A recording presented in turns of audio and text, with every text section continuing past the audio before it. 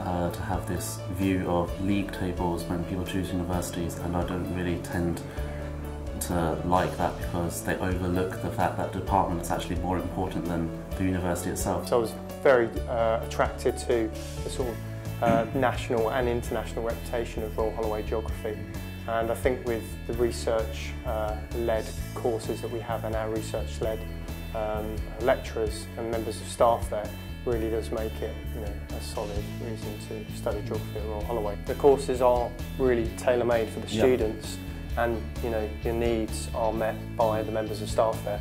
And I think that's fantastic. In terms of our academic reputations, we do have sort of those specialist departments, geography being one of them.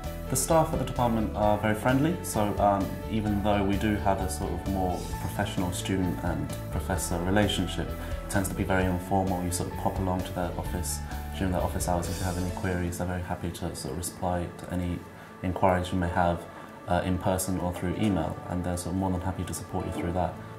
And especially because our department, like I said, is one of the top in the country, but also we have a very diverse set of staff. Everyone has different research interests, and so career-wise, they're actually very good people to speak to for advice. Lucky enough to have the opportunity to work with my tutor, who's got a load of samples from China.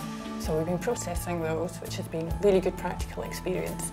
But I'm also getting a lot of extra tuition from his postdoctoral research assistant, who's also on the project, spending a lot of time explaining how this fits into the wider work that we've been doing. I went on a field trip with the lecturers to Yorkshire just to get some practical experience in the field. It's also something that I can put on my CV, and it's great that the department's so interactive with the students. For me, I think my favourite element of my time here at Royal Holloway has been the field trips. On the field trips, again, there's a lot of flexibility, there's a lot of things you can do, a lot of sort of different modes of research that you can sort of indulge yourself in, and that really gives you a real-world application of what you've learned. And I think it really did actually build quite a sense of togetherness and team ethos within the department, working with other students, working with members of staff, and gave us a great introduction to field work and techniques.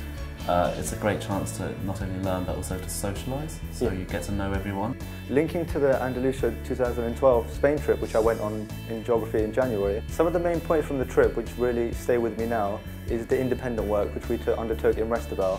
We were given our own project for 2 days and we had to come up with it ourselves, develop our own hypothesis, our own methods, and that worked really well for me to see how I've developed and how I can cope with the challenge of the degree. And for 2 days I did a river project in Restebel studying the characteristics of it, which was one of the main points of the trip.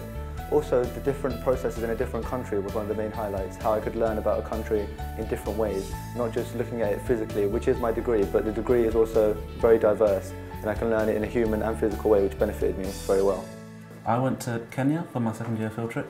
This is a field trip that's mainly tailored towards people who want to focus on physical geography as well as developmental studies. I was given the opportunity to fly over to New York City, Yes.